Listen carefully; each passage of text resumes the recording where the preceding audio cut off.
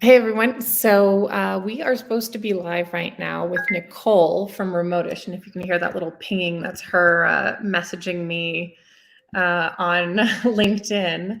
Um, and yeah, so we're hoping that she can get some internet access because unfortunately it looks like she doesn't have internet access right now. But overall, like we were meant to talk today about agency functionality. She runs a fantastic, fast growing HubSpot agency, in fact. And one of the most impressive things that I have found about Nicole, knowing her history, and we've known each other for a little while now, is about a year ago, she committed to optimizing how her agency, how her organization, which is 100% remote, that's why it's called Remotish, to try to make the agency run at 100% capacity with 75% hours. So I thought that was super interesting. So we'll see if she gets her internet resolved. But in the meantime, let's just talk about other agency functionality. So we've got Jen. Hello. Hi, Jen. Hi. So Jen's on the Dia Creative team, and she's been here now a few months now, haven't you? Since late June. So there you go. Yeah. But Minute. I think like we're talking about ways we've been trying to streamline, and I think it's something that we review as an agency every week, every month, even is just how can we make things more streamlined. We're also 100% remote. Yeah. We have, as you can see from the Star Wars background here. I mean, that's the fun of it, right? I mean, that's the fun of being remote. I think there's a lot of value to being a remote company. You have a lot more flexibility. Yeah, how have you been liking being remote? I mean, I get to hang out with my favorite person all day who's being cute here and grabbing things in the background because we weren't planning on being here. So, that's been cool. And yeah, I mean, obviously, I think a lot more people now have had experience with being remote after the last year and a half. And some people really love it. Some people don't. Obviously, it takes some adjustment. But it is cool. And like the fact that in my day, I'm interacting with people in New York and India and all over the world. It just kind of makes the world feel a little bit smaller, and that's pretty cool. Yeah, to be able to pull from such a wide pool of talent and experience is super cool. Yeah, when I started my agency, and it looks like Nicole might be trying to come on too, so hopefully she'll join us in a bit. I really wanted us to be remote. I wanted the flexibility. I wanted the freedom. Almost everything you do in marketing has some sense of timeliness, but it also has a lot of flexibility.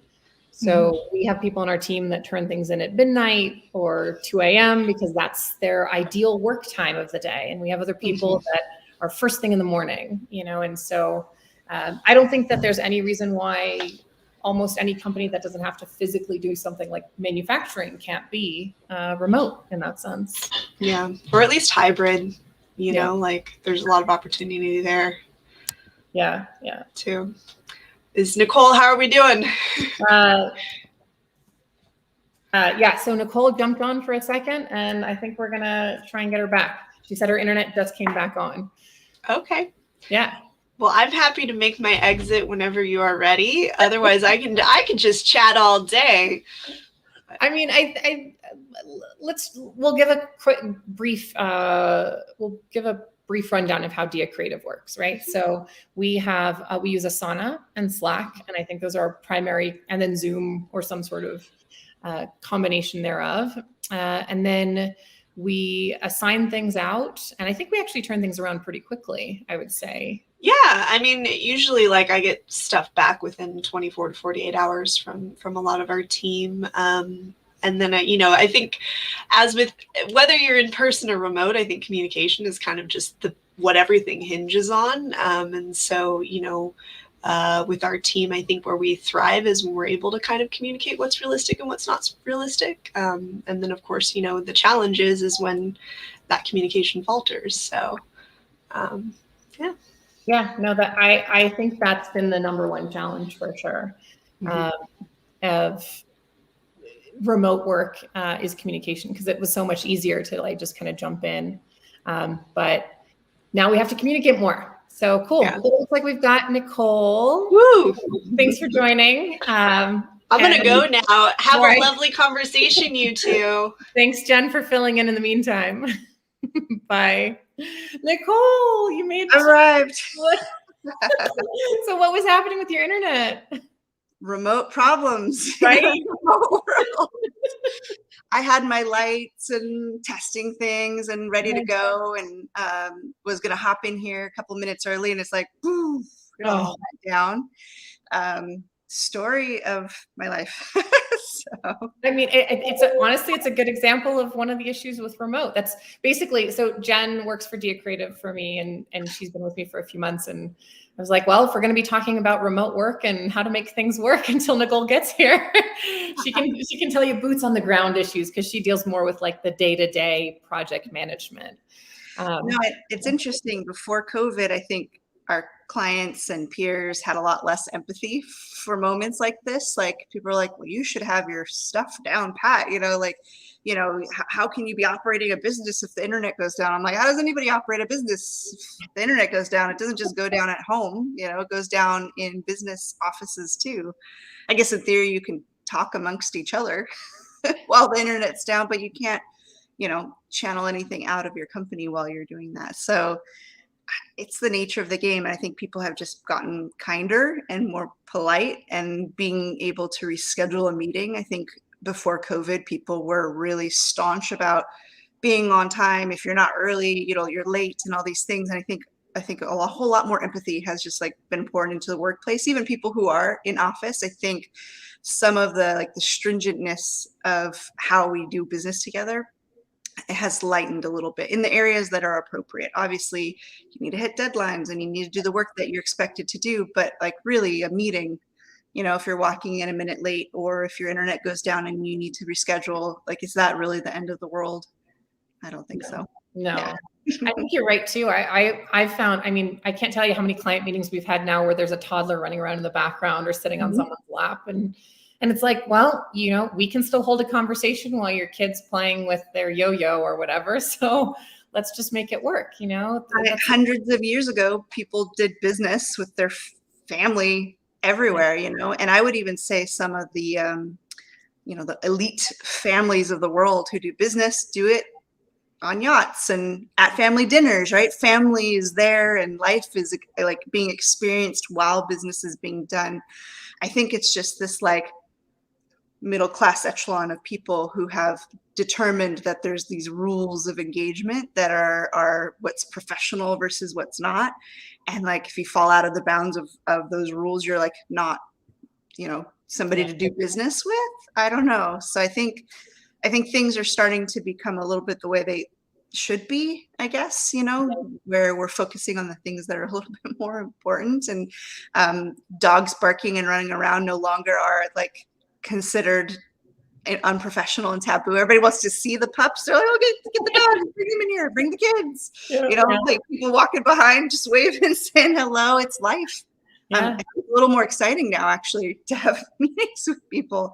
You don't know who's going to, bomb the back of the video. So. And to be fair, I think you're right. What's more important is the results, right? So am I, for marketing, am I getting you the leads? Did I set up the Hubspot so it's optimizing your business? Are we getting you the revenue that we're expecting to get? Does it matter if there's 5 dogs here or 2, or, where I'm located? And I think that's really the key. It kind of has given us permission to be more human. Yes, more human work. I think, and that big great resignation thing that's going on. It's I think people are finally realizing they can just be themselves. They have options. They can find a better way of existing. And I don't know, it's just I think obviously COVID was really bad, and it's a horrible, horrible, horrible thing. But the silver lining is that so much goodness, I think, has come out of that. The entire, workforce, multi-generations of people are benefiting, I think, in many ways. There's still work to be done. There's still plenty of people who are not in an ideal spot, but I think we now have that permission, like you said, like there's this like general consensus that it's okay, where before it wasn't. And it, you know, you had your few individuals who were speaking up, but they were like being pushed down, right? They were getting in the way of the narrative that employers wanted everyone to have.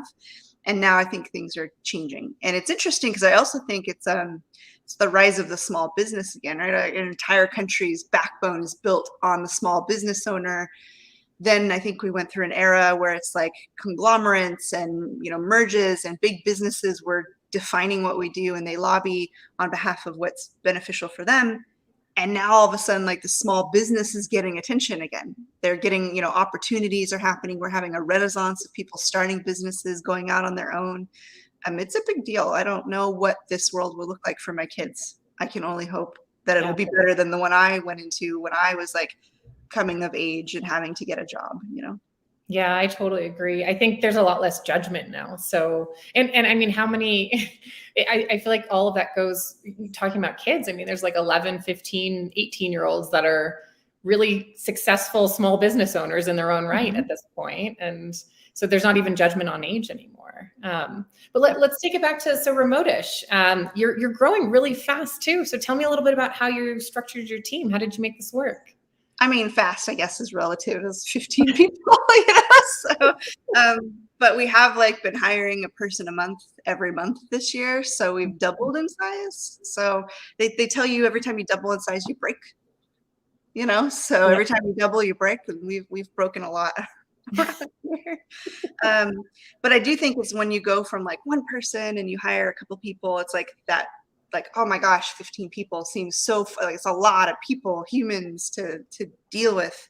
I've really refined a lot of my processes, but I think my recruiting silver bullet used to be remote, thus the name Remotish. Now that the whole world has remote options sort of like at their fingertips in theory, it's less sexy than it used to be. Now it's like commonplace. So, okay, you're remote, good. You hit the box that I expect at this point. It's an expectation. But I guess people don't quite realize how much of a benefit remote actually is. And I know there's a big argument that remote shouldn't be presented as a benefit, but there's benefit of that structure. And that's a time benefit. And I think the majority of our chat today is going to be around time as a benefit, but there's multiple ways. And I know that you specifically want to dig into our reduce work program, but there's layers that we've had to build in to kind of get to that successfully. So I want to go through the layers. So remote was layer one, because merely being remote delivers a time benefit in getting up, getting dressed, getting ready, because you will always put more effort into leaving your home than you would going to your sofa. No commuting. I got a nice top on, but I got some sweatpants down here. So it's, you know, only half the time to get to where I needed to go. Then there's commute. Yep. So then there's commute time. People don't think about this, but preparing your meals for work, if you don't go out to eat while you're at work, takes extra effort, because you won't have maybe a microwave or a stove to cook on. So you have to prepare something that is edible, cold, potentially, or you go out to eat, and that time digs into your break hours. Well, so you add all this up, and there's actually this time that you're really not compensated for, right? Like, this is your investment in getting a paycheck. And really, you should be looking at like your effective hourly rate as the total all-in time. So you have your salary, you're paid for 8 hours a day, but then you might have like 4 hours of auxiliary time just to be employed. Sort of starts like diminishing that time. You could be doing a part-time job for 4 extra hours a week, making extra income and raising your effective hourly rate. People don't realize that. So being remote in itself was sort of our move towards like giving time as a benefit to our team. Plus, there's plenty of studies that show that being remote, though there are distractions and other things going on, your focused hour of remote working is way more efficient than I think your hour of like working in an office. You have distractions, you have, you know, meetings, people coming across your desk and just like, hey, let's chat. there's way more social time. That's why actually a lot of people do enjoy being in an office, because they enjoy the social elements. So knowing this, I know I can ask for less time from my people and get the same result, right? So we're setting the foundation of like how I got to this place. So, being remote and knowing that just because they're in their own environment, they can be more productive, they can be more focused, then I can get more out of them. The second for me was flex time. So if I can at least have some layers of flexibility when somebody can work, they can choose to work at the time that is most productive for them. That is the door. 1 second. Welcome to remote life. I feel like this topic is so appropriate for this particular, everything that's happening in this particular live has very much to do with what remote life is. But yeah, I tend to agree with Nicole that I think the biggest draw for me, yes, was remote, but more the flexibility of time that we were talking about a little bit with Jen before Nicole stepped in, which was people that as long as the work gets done by its due date, you can work whenever is ideal for you during the day. And based on the hours, right? So if it takes you a few hours, if you are a night person, you can work at night and keep going. Yeah. So Jen and I were actually talking about remote life and the flexibility of hours. We have designers that like to work at midnight. That's like their prime time. And we have other people that like to work first thing in the morning. And so I think you're right. Remote is becoming a little less sexy in the job description, but flex is not. Flex is super. That's cool. The new sexy. Yeah. So remote's this side and flex is this side. So as you were saying, because I was hearing you as I was answering the door, but I think flex time is scary for people and companies because it's like, what is flex time? Like, am I going to be on all hours of the day? Are people going to call me and I have to be available at Costco? Or, are my employees going to all want to work at 2 a.m. and never be available for a meeting in the middle of the day? That is flex to like the umpteenth degree. That's like freelancer style flex time, right? It doesn't have to be that way. Even the employers who are like, hey, here's a 10-hour window, right? Slide in there however it works, 4 at the beginning, 4 at the end, break in the middle. You want to, work all the way at the end. You want to work all the way at the beginning. People don't realize that it doesn't actually take too much to give a little bit of flexibility. Think of those parents who are like, oh, if I could just work an hour earlier, I can go pick up my kids from school. Yep. It's silly, but people have built this rigidness, like you have to be in an office, you have to be there from 9 to 5. There's this idea of either like fairness or some sort of hazing mentality, like I had to deal with it, so you have to deal with it. And it doesn't make sense. I think fairness and equity comes when everyone has the same options, right? Like to choose from, and then they can construct it the way they want. Flex time could be, hey, here's your 40-hour weeks, and I don't care if you work on the weekends, right? As long as we get the work done within a 7-day period. People don't realize, like, if you just add that little bit of flexibility to how your company works, you're going to have huge gains. It doesn't cost much. Like most employers, I think, have just been trained that if you see the people and you know that they're working and you can, reach them instantly, then like they're on the clock, you're getting your value. But that's not true. An unseen work can be just as valuable as long as you define this is how it needs to be delivered and this is how we communicate. Yeah. That's what the world's learning right now. They're not necessarily even really learning remote, because remote people can be just relocated office workers, right? You could still be the 9 to 5 on camera, clocking in, available person. You're just physically located elsewhere. Flex time is really, I think, what most people think about when they think remote. They think of the flexibility of when they work, not where they work. And that was actually, I think, what happened when COVID hit is companies failed to define their approach to remote work, and it was chaos, and everyone everywhere. And I think most people can adjust as long as they know like the containers in which they need to operate in. So some people were feeling like, wow, I'm like I'm on at 6 a.m. I'm on at 6 p.m. I'm being contacted all times of the day. I don't know where my boundaries are now, right? And then other people were like, oh my gosh, I want to be like all over the place because then I can insert my life. I have my kids at home. You know, I would rather do some work on the evenings. I'll be in a meeting or two in the daytime. And employers weren't allowing that to happen, you know? So it was like this mixed view of the fact that no one ever truly defined what remote work was, that there's actually layers to remote working that people don't realize.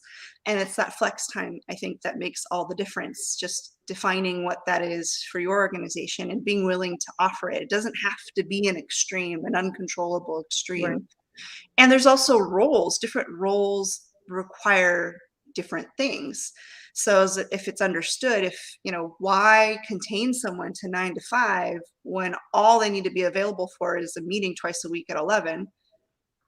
Yeah. The rest is up to you, right? Respond within 24 hours, please. So I think if you put a little bit of effort into crafting how your flex works in your organization, it could reap a lot of rewards. It's kind of like it's like you go to the bank and you realize like, oh my gosh, I'm paying all these bank fees for sending checks.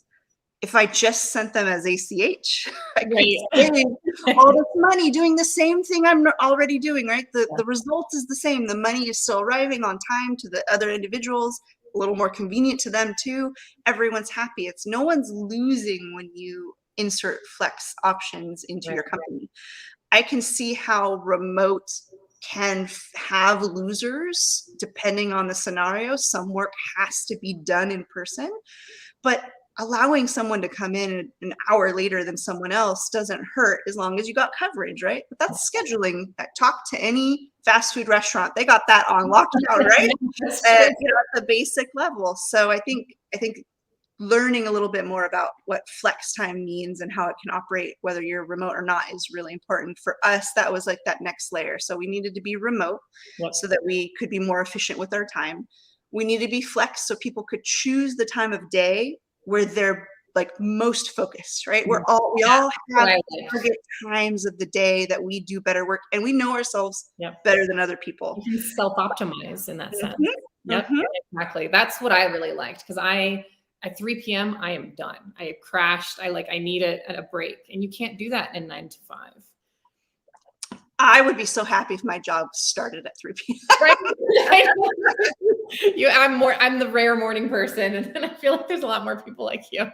I'm a night owl, but I've always taken flex time to the umpteenth degree. I'm at Costco on my phone, and I like to weave life into work in a way that's so seamless that feels good for me. You know, I don't mind answering Slack all day long, you know, if I don't have to sit at my desk for hours and hours and hours. We're all different. And I think if we're okay with that and we craft a system that allows our differences to be our individual strengths, and then we come together and build something bigger, that's really, really, really great on my part. And then the last item for us was, now that people could pick, you know, where they worked, now they could pick when they worked. I wanted to give more control of how much they work. And so knowing that I can get more now that people can self-optimize during the time of day, and they're saving so much time and distractions during their work day because they're in their environment that they care for, I don't actually need a full 8 hours from people. Right? They're not, studies have shown that people in an office are not delivering 8 straight hours of value every single day. It's more like 4 to 6. So if I'm asking my team, which is what I do, is to work 25% less time, but deliver an equivalent amount of work because they've optimized their way of working, and it doesn't seem too far-fetched in my mind. Right? Yeah. So we call it our reduced work program. And it's basically, we don't even operate in work weeks when it comes to our time, but we operate in work months. You have a month, you have your target hours for that month. And as long as you hit the target hours, I don't care what was woven in between. I don't care if you're taking a whole week off or if you're taking, you know, like doing 6-hour days or how Fridays, like every Friday for the rest of your life. I don't care. It doesn't matter to me because you have your monthly targets. over a period of time, we have some pretty low bar, but we have some requirements that you go through to earn reduced work, and then it kicks in and you just have lower monthly targets. So, 6 hours times 21 days, right? That's your target versus someone who's 8 hours times 21 days. And it just depends on what program you're in an organization. Have you earned the reduced work? And then you just work less. I also, though, have some opinions. I feel like people work very, very hard to earn vacation time. And it's like this far off future thing, right? Like they're working hard today for this far off future thing. For me, I force vacation basically every single month. You have to work less every single month. I feel that it's healthier that people are giving themselves a reprieve more often. Either they're just working less every day, or they're baking in, a week that they're taking off, or they're working, 4 days a week, it gives them more flex to their flex time, and I'm still getting the same results. Early on, I require some educational requirements. They need to log their time and hit some minimum things that show that they can operate. So it's almost like the journey to earn reduced work is learning how to be a better flex and remote worker so that reduced work works for you. So you got your training wheels, and then once those come off, you're just really, really efficient. And it won't work for everyone. But I pose a challenge to people to think about, like, where did the 40-hour work week actually come from? It was invented in like the industrial age. It was a target built around the financial models of those companies. They said, I want to make this much money, so this is how much my workers need to work. Right. Yeah. And nothing matches either. The one that bothers me is school ends at 3 and work ends at 5. So what are you supposed to do with kids for 2 hours? Like, you're instantly stuck. All of it just feels a little forced. And I feel like at this point, we should be braver and smarter than all this. I'm wondering, so with your workers, are you project-based? Because I would think like this project needs to be done by this date. And so as long as your hours, it doesn't matter. Some people it'll take 8 hours to do this project. Some people it'll take 3 hours based on their own personal efficiencies. Or because you're saying each month they take 25% of hours off. Like, is it regular deliverables that need to do, or is it just like a steady stream of work? So here's how my system is built. The extra margin of time that they would be working if they were a 40-hour worker is actually invested in education and like the skills they need to be better as a remote and flex time worker. So I'm not actually losing anything. I've always expected that I'm probably getting 30 hours of output per week from these individuals. I basically re-engineered the 40-hour work week down to 30. And then I know that extra margin of 25% of their time is education, skill building, getting them to the point of where they can be a more effective remote and flex time worker. Takes on average 6 to 9 months. So I know for 6 to 9 months, there's this extra margin of time that I'm not looking to be profitable off of, but that's my investment in them becoming a better worker. Right. Once they've sort of unlocked those skills, they transition. And like you said, some people are more efficient and some people are less efficient. By the time you've earned reduced work, you are the 3-hour person getting 8 hours worth of work done. Whereas where you started in that journey might have taken you 8, but as you've moved along, the moment you've reduced, basically, you're just more efficient. So it's definitely like remote is not something you can go overnight. Flex is not something you can go overnight. Working less is not something you can go overnight. None of these items are things that you just like do unless you started that way from day one. If you have a static office culture, you need to be intentional about moving towards this. But here I am, I've been remote since day one, flex time since day one, and it still takes 6 to 9 months to train someone to reduce work. So I built that pathway for people. So every part of this requires some sort of intentional like focus on how we're going to get there. The problem with COVID, it was like people flipped a switch and expected this to be so easy. It's so grand. It's like, I don't even know how I could revert my company into an office culture overnight. It would take time. Like none of us have even we've built our lives and our work in such a way that like, if we put a boundary on how we worked, like people who never had to get somebody else to pick up their kids after school would have to figure this out. They never had to deal with it. People who are used to not having to take time off for a sick kid at home now has to like dig into their flex time in a way that they would prefer not to. Why would I use my flex time for a kid sick at home when I could be going on vacation in Hawaii? You know, it's like, it would take re-engineering to get to a more traditional sense of working. So everything needs to be intentional. I mean, this is really at its core, it's not novel, it's organizational design. The problem is organizational design is usually left up to like very large companies that are launching new departments. Small businesses don't sit and craft the design of their organization from day one. They're just inspired and they just launch a business and it just grows, and sometimes it runs them over, right? So as early as possible, small businesses should really sit and like understand, how have I crafted this company to work how I want it to work? And it's not even culture, it's just like, how is this place designed to work? Right. Processes, expectations. Yeah, definitely. We have a question from Jen again, actually. She says, I sometimes struggle with trying to get my team to take ownership of projects and think more than one step ahead. What have you found has been an effective means of getting people to think critically? Yeah, I think ownership has to be like delegated, like somebody needs to be in charge of whatever it is and move them along. Jennifer, if that's you, then you need to like task people to be in charge of parts, and it's their full responsibility to make sure whatever needs to happen or whatever people are involved to get the job done. Project-based organizations have sort of like that hierarchy of responsibility. Since we don't meet very often, we just have like a meeting once a week for an hour.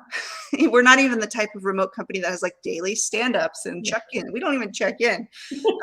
But we've moved all of our communications asynchronously. So everything happens within our PM system or Slack.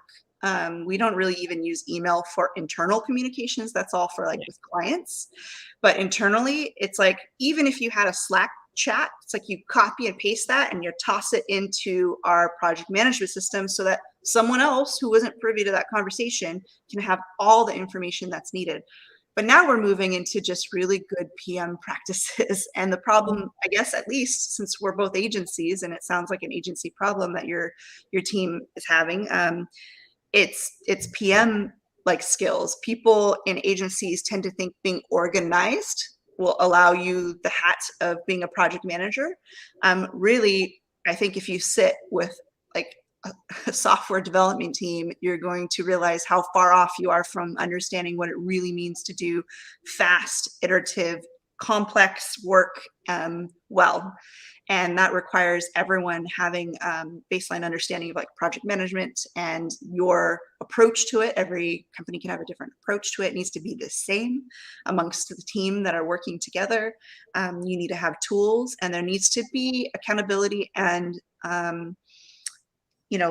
consequence of not following like the rules of engagement. So, we have when we do have our weekly team meeting, it's usually to review what is in our PM system. And if it's not correct and accurate, the reports that it spits out will not be correct and accurate. And unfortunately, we're not throwing under the bus kind of people, but like you kind of get called out a little bbit, like, hey, why are these tasks late? Why is this budget not on track? What's going on?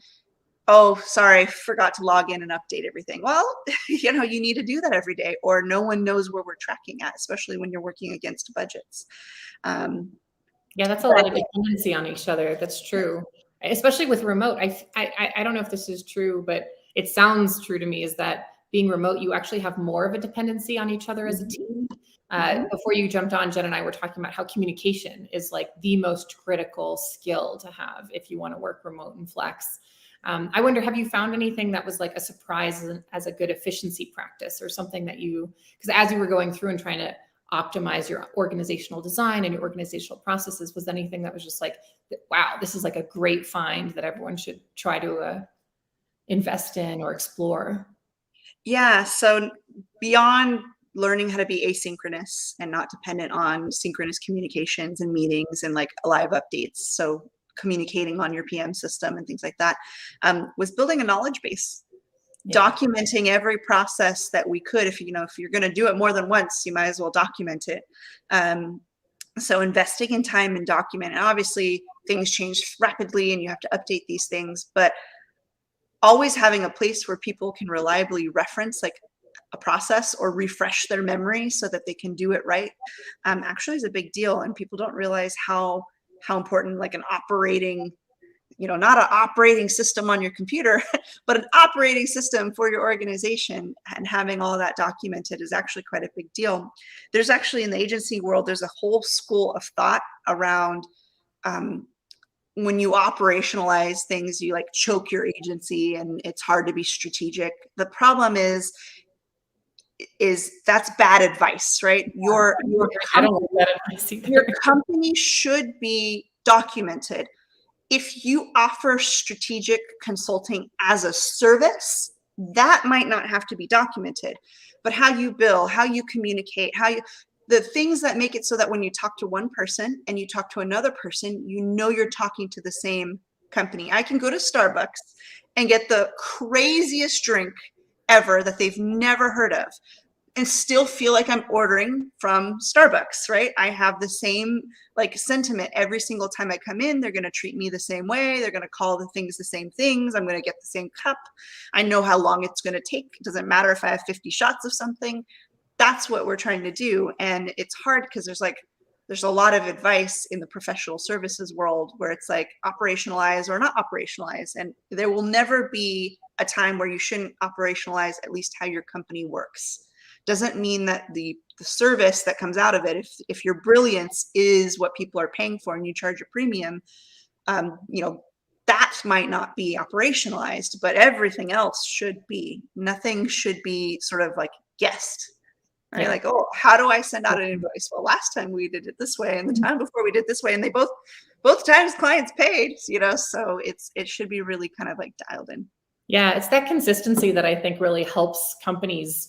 You almost have to not think about things anymore. Like all the things that take up brainwaves and time and effort, if all of those things can be operationalized so they're automated, then it's not something you have to worry about anymore. Like, I feel like that's probably like a lot of the work you do in Hubspot, right? Because Remotish is a Hubspot development agency. And I'm guessing a lot of your projects are making Hubspot work faster and better and more efficient for your clients so that they also can operationalize the things that they shouldn't be wasting their time and effort thinking about. We drink our own Kool-Aid, but we often help our clients set up their own knowledge bases. We try to understand that, because we're not a marketing agency or anything like that. We just focus on the technical and operational implementation of a tool.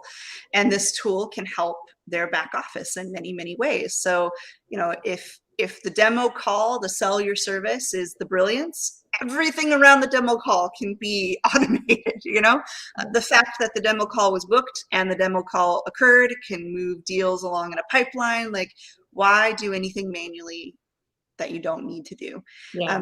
But we first were that way as an organization, and then we shifted because we were a marketing agency at one time, and then we realized the world doesn't need more marketing agencies.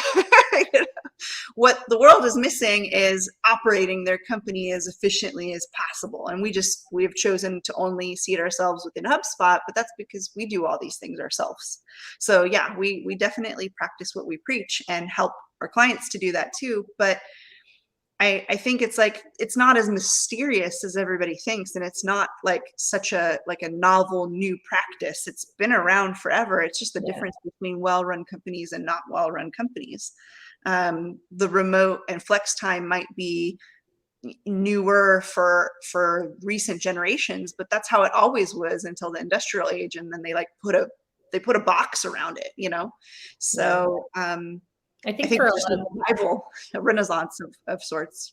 Yeah, I agree. I feel like I feel like the operational side of things is the least fun for most people. Like I love that sort of thing. I love coming into a mess. A lot of what I do is marketing operations in the sense of like coming in, doing marketing strategy and being like, okay, this is what we streamline. This is how we do it. That's like a puzzle for me to solve. But I've seen over and over again that like CEOs are like, all right, let's commit 4 hours to get in front of the whiteboard and figure out what our processes are. And it's just like pulling teeth for them. But really it's like that 4 hours can save you 25% of your time. Like you're proof of that. It has to start at the highest level. And that's the thing, is that the organization usually reflects, you know, its highest leadership and its founders and things like that.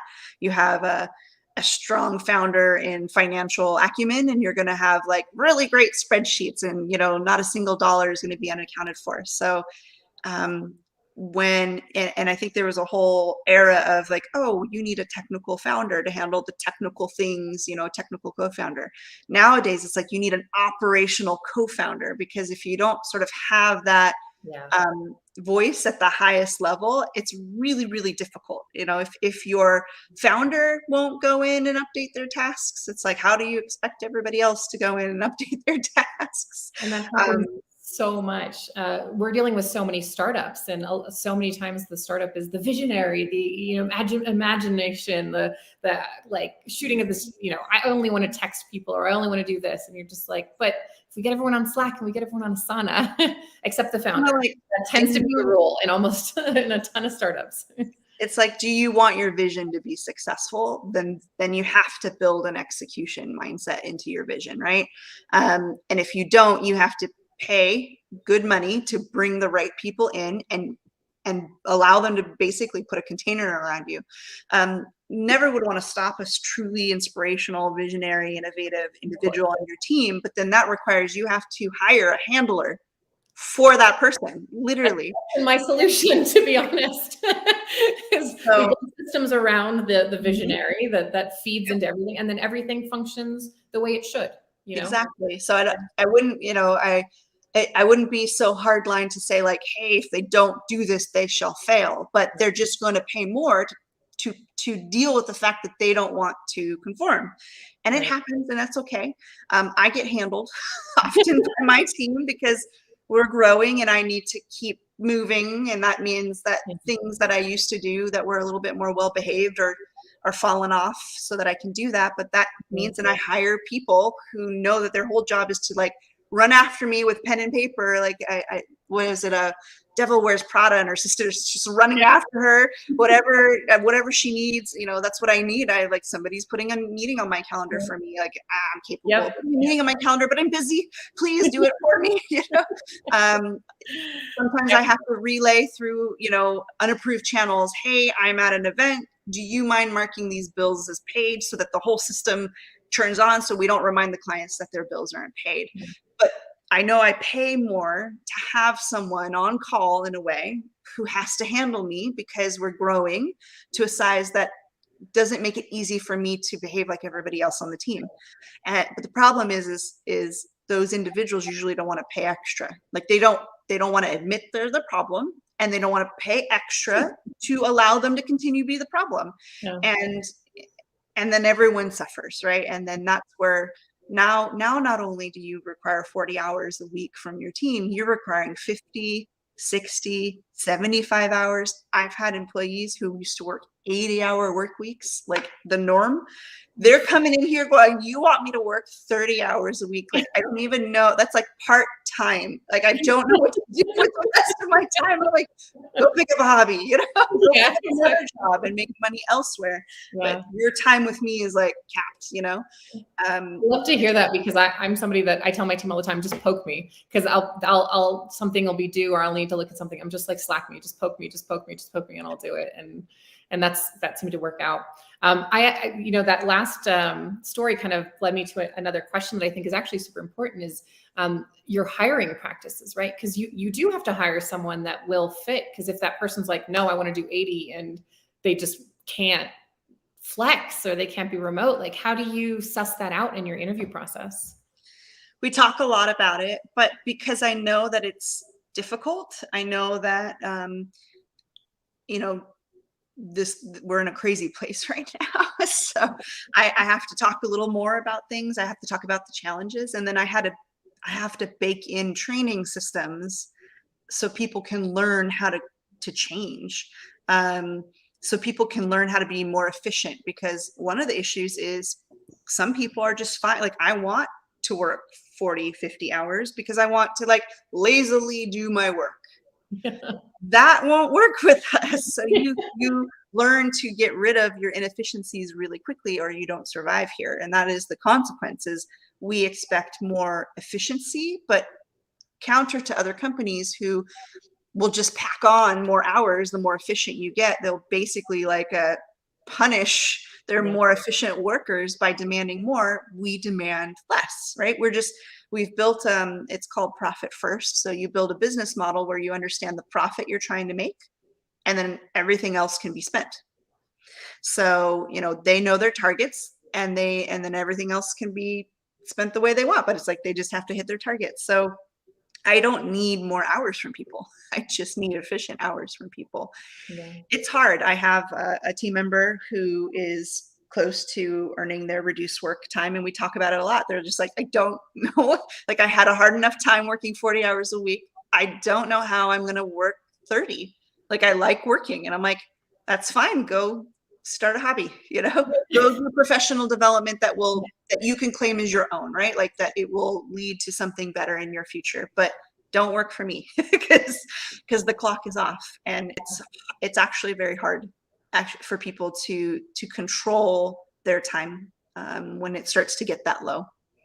And considering burnout is I feel like all I'm hearing about is people burning out. I feel like this might be the healthiest way to move forward, right? Teach people to be efficient, and then let them, like, that's the gift of getting your time back, is you've become more efficient. That should be your time because you did that work to become more efficient. Exactly. It shouldn't be like, you're more efficient, so now let me put more on you because you can get more done, because then you burn out and then you've lost an asset you spent all this time and money on.